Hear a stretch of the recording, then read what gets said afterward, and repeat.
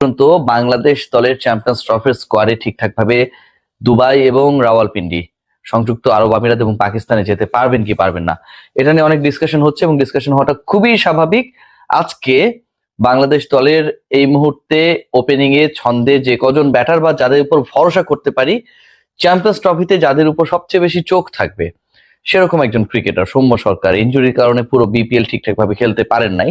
এবং যখন তার বিপিএলটা আসলে শুরু হয়েছে, নিজেকে মেলে ধরার জন্য খুব বেশি সময় পেয়েছেন সেটা না, তবে যতটুকু সময় পেয়েছিলেন, যতটুকু ম্যাচেস পেয়েছিলেন, যে ইনিংস গুলো খেলার সুযোগ পেয়েছিলেন, টুকটাক ভাবে তুলনামূলক ভাবে আসলে তিনি খোলস ছেড়ে বের হওয়ার চেষ্টা করেছেন। সেই সৌম্য সরকার আজকে মৃত্যুঞ্জয়ের বলে আঘাত পেয়েছেন। হাতের সেই আঘাত পাবার পর সৌম্য সরকার মাটিতে লুটিয়ে পড়েন। সৌম্য সরকার যখন মাঠ ছাড়েন তখন তার দু চোখ ভরা জল। কাঁদতে কাঁদতে একজন ক্রিকেটার যখন মাঠ ছাড়ছে এবং সেই মাঠ ছাড়ার দৃশ্য যখন আমাদের যারা ফটোগ্রাফার ভাইরা রয়েছেন, যারা ভিজে রয়েছেন, তারা যখন ক্যামেরাবন্দি করেছেন, তখন আসলে সবার মধ্যে সেই শঙ্কা জায়গাটা খুব স্বাভাবিক, সৌম্য সরকার শেষ পর্যন্ত চ্যাম্পিয়ন্স ট্রফিতে যেতে পারছে কিনা। সৌম্য সরকার, বাংলাদেশের চ্যাম্পিয়ন্স ট্রফির মিশন শুরু হবে দুবাই থেকে। আপনারা সবাই জানেন যে বাংলাদেশের প্রথম ম্যাচটা 20 তারিখে ভারতের এগেনস্টে। ইন্ডিয়া কখনোই পাকিস্তানে গিয়ে ম্যাচ খেলবে না, যে কারণে এবারও হাইব্রিড মডেলে আইসিসি টুর্নামেন্ট হচ্ছে এবং সেই হাইব্রিড মডেলের কারণে বাংলাদেশ যেহেতু ইন্ডিয়ার বিপক্ষে মুখোমুখি হবে, বাংলাদেশ ইন্ডিয়ার ম্যাচটাও স্বাভাবিকভাবে অনুষ্ঠিত হবে দুবাইতে। বাংলাদেশ দল 13 তারিখ এবং 14 তারিখ যতটুকু আমি জানি, এই 2 দিন দুবাইয়ের উদ্দেশ্যে ঢাকা ছাড়বে। সেখানটা একটা ছোট ক্যাম্প হবে এবং তারপরে হচ্ছে প্রস্তুতি ম্যাচ, এবং প্রস্তুতির ম্যাচের পরবর্তী সময় আমরা আসল যে ম্যাচটা ভারতের বিপক্ষে যে ম্যাচ, সেই ম্যাচে মুখোমুখি হব। সেই ম্যাচে মুখোমুখি হবার আগে সৌম্য সরকার ওপেনিং নিয়ে অনেক আলোচনা ছিল, লিটন কুমার দাসের বাদ পড়া নিয়ে অনেক আলোচনা ছিল। সৌম্য সরকার যখন এভাবে আহত হন, ঠিক তখন আসলে একটা বড় ধরনের শঙ্কা জাগে খুব স্বাভাবিকভাবেই। সৌম্য সরকারের ইনজুরি আপডেট এখন পর্যন্ত আমার কাছে যা রয়েছে, তাতে সৌম্য সরকারকে নিয়ে যে অনিশ্চয়তা তৈরি হয়েছে, সেই অনিশ্চয়তা একদম কেটে গেছে বলার কোনো সুযোগ নেই। সৌম্য সরকার 100% প্রথম ম্যাচটায় বাংলাদেশ যেটাতে মুখোমুখি হবে ভারতের, সেটাতে খেলতে পারবেন, এরকম এখন পর্যন্ত রিপোর্ট বেসড কোনো ধরনের অ্যাসুরেন্স আমরা পাইনি বা আমি পাইনি। সৌম্য সরকারের যে ইনজুরি, সেই ইনজুরি নিয়ে সৌম্য সরকার ফাইনালি বাংলাদেশ দলের সাথে দুবাইতে ট্রাভেল করবেন কিনা, এটা একটা আলাদা প্রশ্ন। প্রথম ম্যাচ খেলবেন কিনা যেমন একটা প্রশ্ন, দুবাইতে বাংলাদেশ দলের সাথে সৌম্য সরকার যাবেন কিনা এটা আরেকটা প্রশ্ন। প্রথম ম্যাচ খেলা নিয়ে এখন পর্যন্ত যেহেতু ডিক্লারেশন হয় নাই বা একদমই কনক্রিট নিউজটা আমরা পাচ্ছি না, মেডিকেল রিপোর্টের উপর ডিপেন্ড করে সেই নিউজটা আসলে আমরা পাবো বা সেই নিউজটা আসলে অথেন্টিক হবে, অথেন্টিসিটি এটা নিরূপিত হবে। কিন্তু সৌম্য সরকারের বাংলাদেশ দলের সাথে ট্রাভেল নিয়ে কোনো ধরনের শঙ্কা নেই। It's a good news. আবারও বলছি, সৌম্য সরকার ব্যথা পেয়েছেন, মাঠে লুটিয়ে পড়েছেন, এরপর ড্রেসিং রুমে ফিরে গেছেন, কাঁদছিলেন। সবার মধ্যে উৎকণ্ঠা তৈরি হয়েছে, অসংখ্য ইনবক্স রিয়াসাত আজিমের ফেসবুক পেজে, এবং সেই উত্তরটা হচ্ছে সৌম্য সরকারের ইনজুরি আপডেট সংক্রান্ত যতটুকু সিরিয়াস ভাবা হচ্ছিল ততটুকু সৌম্যের ইনজুরি সিরিয়াস না এখন পর্যন্ত। আবারও বলছি, মানে থাকে না যে অনেকগুলো আসলে ডায়াগনোসিসের মধ্যে দিয়ে যেতে হয়, বাট এখন পর্যন্ত যে আপডেটটা আমার কাছে রয়েছে ততটুকু সিরিয়াস না, নাম্বার 1। নাম্বার 2, যেহেতু ততটুকু সিরিয়াস না, Soumya Sarkar definitely he will be travelling with the team.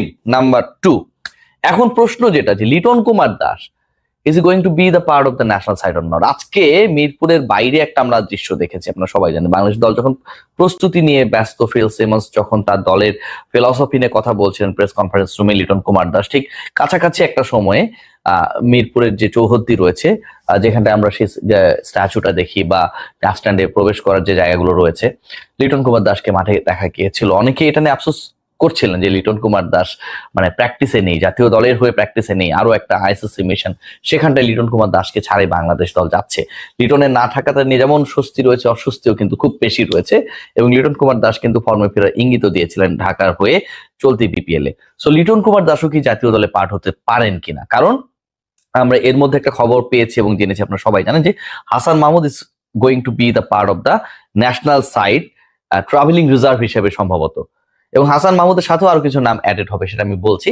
Liton Kumar দাসকে সেই অংশ হতে যাচ্ছেন কিনা, এটা নিয়ে যে তথ্য আমার কাছে রয়েছে, যে এই মুহূর্তে যে ডিসিশন মেকিং এর যে জায়গাটা রয়েছে, সেখানটায় সিলেকশন প্যানেল থেকে কোনো ধরনের সিদ্ধান্ত হচ্ছে না। আবারও বলছি, সিলেকশন প্যানেল থেকে কোনো ধরনের ট্রাভেলিং রিজার্ভ হিসেবে কোনো ক্রিকেটার যাবেন কি যাবেন না সেই ব্যাপারে কোনো সিদ্ধান্ত হচ্ছে না। তবে বাংলাদেশ ক্রিকেট বোর্ডের ক্রিকেট পরিচালনা বিভাগ তারা আবার তাদের মতো করে এক্সট্রা প্রিকশনারি মেজার্স হিসেবে কিছু ক্রিকেটারকে সঙ্গে নিতে চায়, এবং সেই জায়গায় লিটনের নামটা ভালোভাবে রয়েছে আমার কাছে যে তথ্য রয়েছে।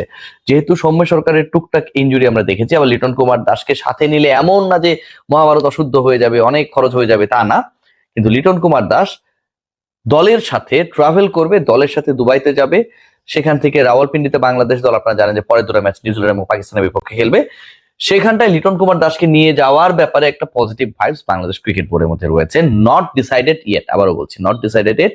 লিটন কুমার দাসকে দলের সাথে নেয়ার ব্যাপারে একটা পজিটিভ ডিসকাশন রয়েছে।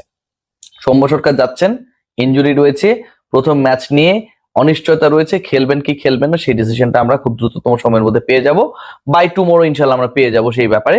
আর লিটন কুমার দাস তিনি বাংলাদেশ দলের সাথে ট্রাভেল করবেন কি করবেন না সেই ব্যাপারে নীতি নির্ধারণী পর্যায়ে যারা রয়েছেন তাদের মধ্যে একটা ইতিবাচক চিন্তা ভাবনা চলছে। হোপফুলি লিটন কুমার দাস বাংলাদেশ দলের সাথে ট্রাভেল করবেন, আমরা এক্সপেক্ট করতে পারি। আবারও বলছি, থাম্বনেইল দেখেই কেউ কমেন্ট করবেন না, একটু পুরো আলোচনাটা শোনার চেষ্টা করবেন। এর বাইরে যে আলোচনাটা সেটা আমার কাছে খুব গুরুত্বপূর্ণ মনে হয় যে বাংলাদেশ দলের সাথে একঝাঁক পেসার যাবার একটা আলোচনা হচ্ছে, এবং সেই পেসারদের তালিকায় হাসান মাহমুদের ব্যাপারটা আপনারা সবাই জানেন। Hasan Mahmud is a great cricketer, good cricketer, কিন্তু হাসান মাহমুদকে নিয়ে আসলে সবচেয়ে সমস্যার যে জায়গাটা হয়েছিল যে যখন বাংলাদেশ দলটা সিলেক্ট করা হয়েছিল, হাসান মাহমুদ নাকি হচ্ছে মুস্তাফিজুর রহমান, এই দুজনকে একটা ডিসকাশন ছিল। নাহিদ রানা যাচ্ছেন, তাসকিন যাচ্ছেন, তানজিম সাকিব যাচ্ছেন, এই তিনজনকে নিয়ে খুব বেশি আলোচনার সুযোগ ছিল না, বাট হাসান মাহমুদকে নিয়ে একটা আলোচনার জায়গা ছিল। বাট হাসান মাহমুদের ব্যাট লাকের জায়গাটা হচ্ছে শেষ পর্যন্ত যে চারজন পেসারকে নিয়ে বাংলাদেশ দল সিলেক্ট করা হয়েছে সেখানটায় তিনি নেই। পাকিস্তানে যদি পারফরমেন্স আমরা খেয়াল করি, হাসান মাহমুদের পারফরমেন্স কিন্তু যথেষ্ট কনসিস্টেন্ট। বাংলাদেশ রাওয়ালপিন্ডিতে যে দুটো টেস্ট টানা জিতেছিল সেখানটায় হাসান মাহমুদ কিন্তু অসাধারণ বল করেছিলেন। ম্যাচ ঘুরিয়ে দেয়া, মোড় ঘুরিয়ে দেয়া, মোমেন্টাম ক্রিয়েট করার কিছু স্পেল তার ছিল। সো ওই জায়গাটায় গিয়ে বাংলাদেশ খেলবে। হাসান মাহমুদকে কি দলের সাথে নেওয়ার দরকার কি দরকার না? হাসান মাহমুদকে বাংলাদেশ দল ক্যারি করতে চায়, বাট তিনি তো 15 মেম্বার্স স্কোয়াড না, সেটা হওয়ারও সুযোগ নেই। হাসান মাহমুদকে এবং হাসান মাহমুদের সাথে আরো কয়েকজন ক্রিকেটার রয়েছেন, যেখানটায় শরীফুলের নাম রয়েছে, যেখানটায় এবাদতের নাম রয়েছে, যেখানটায় খালেদের নাম রয়েছে, আমি জেনে বলছি এই চারজনের নাম রয়েছে, হাসান মাহমুদ, শরীফুল, খালেদ, এবাদত। এর মধ্যে শরীফুলের যাবার চান্সটা কম তুলনামূলকভাবে, ওয়ার্কলোড ম্যানেজমেন্টের একটা হিসাব নিকাশ রয়েছে, বিপিএল এর টানা ম্যাচ খেলেছেন, সো শরীফুলের যাবার চান্সটা তুলনামূলকভাবে কম। বাকি তিনজন পেসারকে ক্যারি করার কারণটা হচ্ছে যেহেতু দুবাইতে একটা ক্যাম্প হবে, ব্যাটারদের ব্যাট করতে হবে, এবং যারা দলের মূল সিমার হিসেবে পেসার হিসেবে যাবেন তারা তো কন্টিনিউয়াসলি টানা বল করতে পারবেন না, ওটাও ওয়ার্কলোড ম্যানেজমেন্টের part. So in that particular case you need some extra bowlers, extra seamers, যারা আসলে প্র্যাকটিস সেশনস গুলোতে বাংলাদেশ দলের ব্যাটসম্যানশিপের রোলে যারা থাকবেন তাদেরকে যেন হেল্প করতে পারেন।